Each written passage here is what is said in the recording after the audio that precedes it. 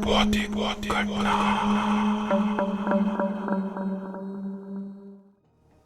दार्जिलिंग के पास बसे एक छोटे कस्बे कुर्सियांग में एक सड़क है जिसे लोग डेथ रोड के नाम से जानते हैं।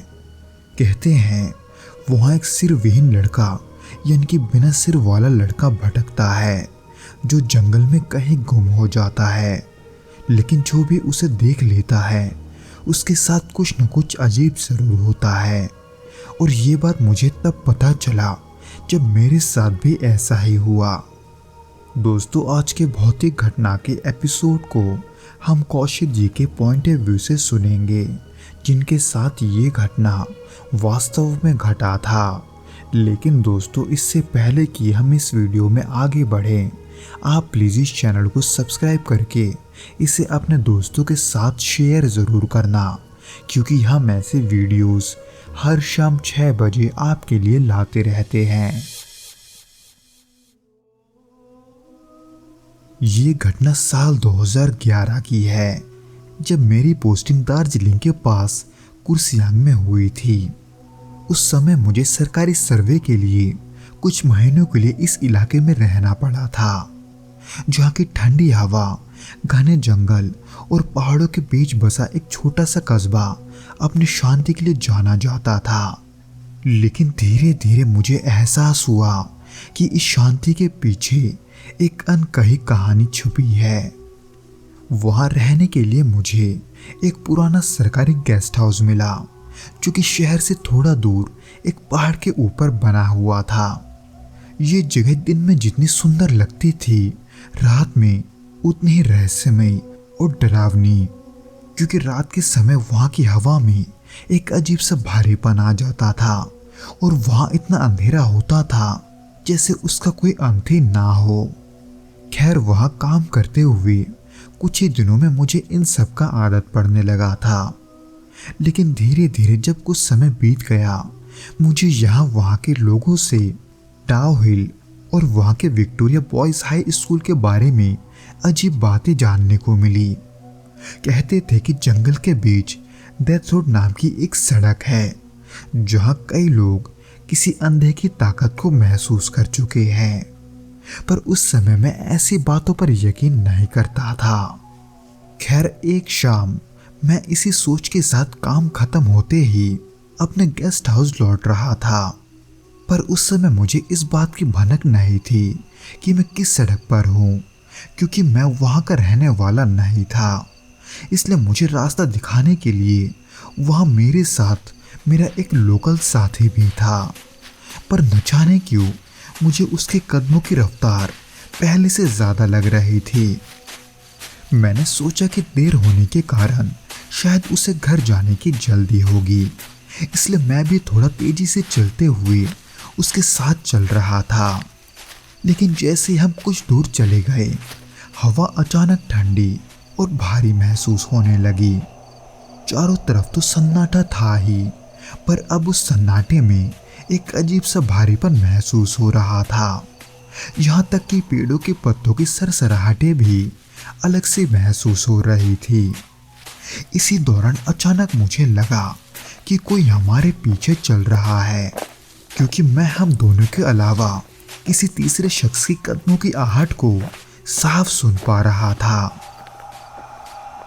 हालांकि जब मैंने पीछे मुड़कर देखा तो वहां कुछ नहीं था।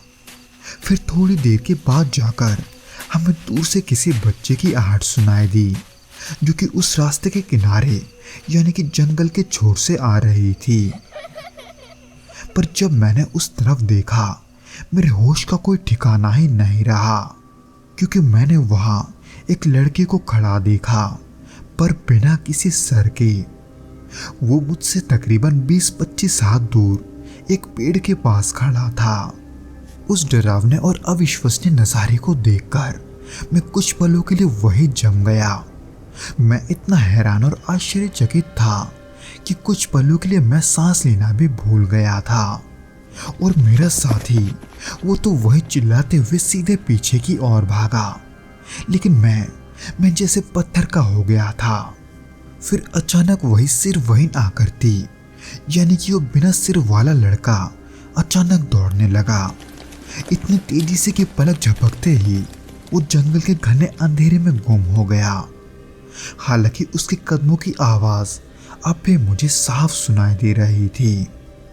उस खौफनाक दृश्य को देखने के बाद उस रात गेस्ट हाउस पहुंचकर मैं ठीक से सो नहीं पाया। मेरे मन में एक ही सवाल बार बार घूम रहा था, क्या सच में मैंने वो देखा या ये सब मेरा भ्रम था। घंटों बाद भी मेरी आंखों के सामने उसकी छवि अब भी थी। वो शरीर, वो तेज दौड़ते पैर और वो अजीब सा सन्नाटा, जिसके कुछ दिनों के बाद ही मेरे साथ अजीब घटनाएं होने लगी। मैं जब भी आईने में देखता तो ऐसा लगता जैसे कोई मेरे पीछे खड़ा है। उसी दौरान कमरे में एक ठंडी लहर दौड़ जाती थी, जबकि खिड़कियां और दरवाजे तो बंद होते थे। कभी कभी तो मुझे ऐसा लगता था कि मेरे कानों में किसी ने फुसफुसाया हो, क्योंकि मुझे अपने कानों में किसी के फुसफुसाने की आवाज बहुत ही साफ सुनाई देती थी, जैसे मेरे कान के पास कोई खड़ा होकर बात कर रहा हो। लेकिन जब मैं पीछे मुड़कर देखता तो वहां कोई नहीं होता। फिर एक रात जब मैं अपने कमरे में सोने की कोशिश कर रहा था, तब अचानक मेरे दरवाजे पर दस्तक हुई। हालांकि वो दस्तक बहुत ही धीमी और सामान्य थी। ऐसे लगा जैसे किसी पड़ोसी ने मुझे दस्तक दी हो। यानी कि मैंने पहले सोचा कि शायद वो मेरा साथी होगा, लेकिन जब मैंने दरवाजा खोला तो बाहर कोई नहीं था। पर जैसे ही मैंने दरवाजा बंद करने की कोशिश की, मैंने देखा वही सिर वही लड़का, यानी कि बिना सिर वाला लड़का वहां खड़ा है, जो इस बार बहुत करीब दरवाजे के एकदम पास खड़ा था। उसकी गर्दन से गहरी काली छाया उठ रही थी, जिसे अंधकार खुद ही उसमें समाई हो। मैंने तेजी से दरवाजा बंद किया और बिस्तर पर जाकर बैठ गया, पर मुझे महसूस हो रहा था कि वो अब भी बाहर है। उस रात के बाद जाकर मुझे ऐसा एहसास हुआ कि अगर मैं यहाँ और रुका तो कुछ न कुछ बहुत बुरा होगा। इसलिए अगली सुबह ही मैंने अपना सामान पैक किया और वापस जाने का फैसला कर लिया। पर जाते वक्त मेरी नज़र जंगल के तरफ गई और मुझे लगा कि पेड़ों के बीच से कोई मुझे देख रहा है। वैसे तो मैं इस बात को अच्छे से जानता हूँ कि वो सब मेरे डर के वजह से था, पर उस नज़ारे को देखकर आज भी जब मैं उस घटना के बारे में सोचता हूँ तो मेरी रूह कांप जाती है। क्या वो सच में एक आत्मा थी या मेरे दिमाग का खेल, ये तो मैं नहीं जानता, लेकिन जो मैंने देखा था उसे मैं कभी नहीं भूल सकता।